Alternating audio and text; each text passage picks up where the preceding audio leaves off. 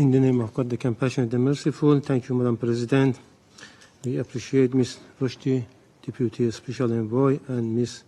Ria, Assistant Secretary General, for their insightful briefing. We listened carefully to the statement delivered by Ms. Golan. Madam President, I wish to make the following points on the situation in Syrian Arab Republic, while also drawing the Council's attention to Israeli relentless terrorist and barbaric attack against the Islamic Republic of Iran. First, the Islamic Republic of Iran reaffirms its unwavering commitment to the sovereignty, independence, and territorial integrity of the Syrian Arab Republic.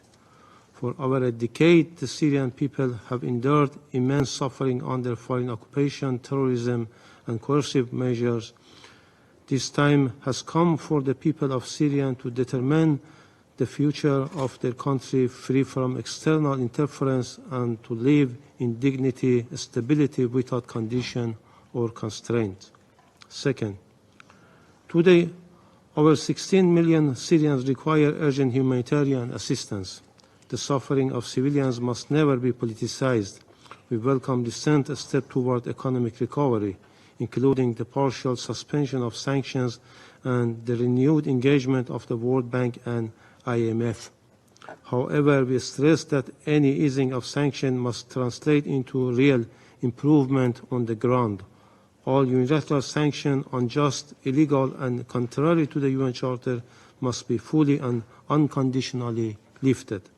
Third, practical engagement and cooperation between the UN and the interim authorities are essential to advancing an inclusive political process in line with Resolution 2254. In this regard, we welcome the visit of a Special Envoy to Syria in 19 May and his constructive engagement with Syrian officials. Fourth, the 10th March agreement between the interim government and the Syrian Democratic Forces presents an opportunity for reconciliation and unity. We welcome follow-up meeting, prisoner exchange, and progress on education and return from the Al-Hol camp. Nonetheless, the security situation remains fragile. We express deep concern over renewed violence in Deir ez-Zor, Homs, and Sueda, including ISIL-related attacks. We note with encouragement the growing return of refugees and IDPs and closure of Rukban camp. Fifth, a just and lasting peace in Syria requires sustained political engagement, inclusive dialogue, and economic recovery. Syria has every right and duty as a sovereign state to restore peace and authority throughout its territory. Yet this right is impeded by ongoing foreign military presence and occupation, particularly in the northeast and south. Sixth, we strongly condemn continued Israeli military aggression in the occupied Golan, which violate the UN Charter, all the relevant Security Council resolutions, and gravely threaten the regional peace and stability. We urge the Council not to remain silent in the face of the repeated Israeli aggression, which represent the systematic violation of international law. These acts are not isolated. They are part of the broader pattern of unlawful use of force, now extending to continued attacks against the Islamic Republic of Iran. Having said that, I wish to make a few remarks regarding the ongoing barbaric attack and act of aggression by the terrorist and child-killing regime of Israel against my country. First, as we have already conveyed in this chamber and our formal communication to you, Madam President, and to the Secretary General, Israel has committed a blatant and provoked act of aggression against Iran's sovereignty and territorial integrity in grave violation of United Nations Charter and international law. These ongoing terrorist attacks deliberately targeted civilian infrastructure and peaceful nuclear facilities under the full IAEA safeguard, posing a serious risk of catastrophic consequences. Israel launched indiscriminate strikes against densely populated cities. Hospitals, homes, and essential infrastructure were destroyed. There are clear and undeniable war crimes. Second, in response, Iran exercised its inherent right to self-defense in accordance with Article 51 of the UN Charter to protect its people and vital national interests. Our response was defensive, limited, and proportionate, targeting only military and economic assets directly involved in the aggression.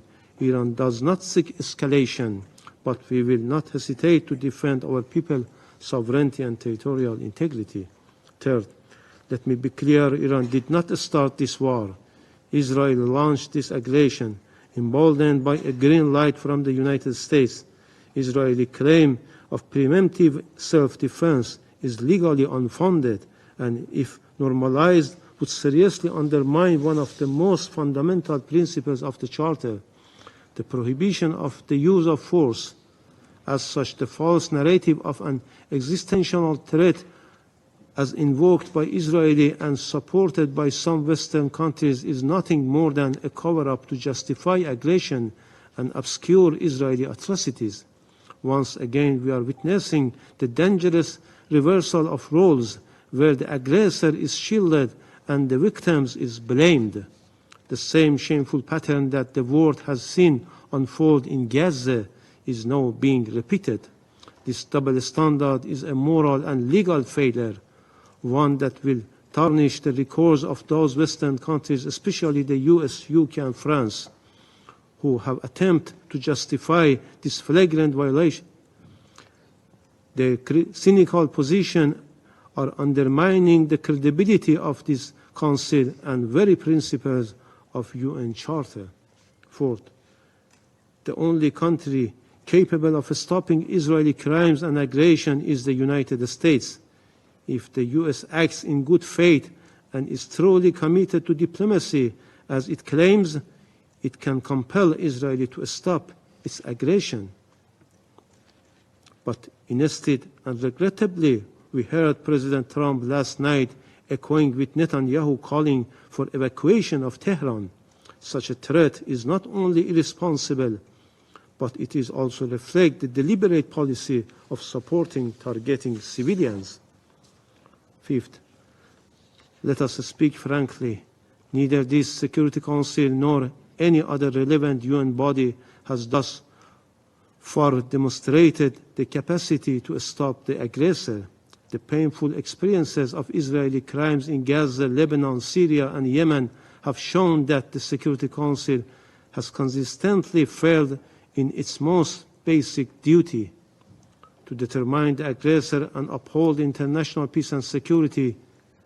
We once again urge this Council to fulfill this mandate, condemn Israeli unlawful use of force, and explicitly reject its claims of preemptive self-defense as contrary to the Charter and international law, and stop the rogue regime from further aggression. Finally, Iran will continue to act under international law, but unless the Security Council acts decisively or unless the international community steps in to stop the aggressor, Iran will continue to defend its sovereignty and its people with determination. This is not only our right, but also our responsibility. Our response is solely aimed at deterring further aggression and preventing the repetition of such crimes. I thank you.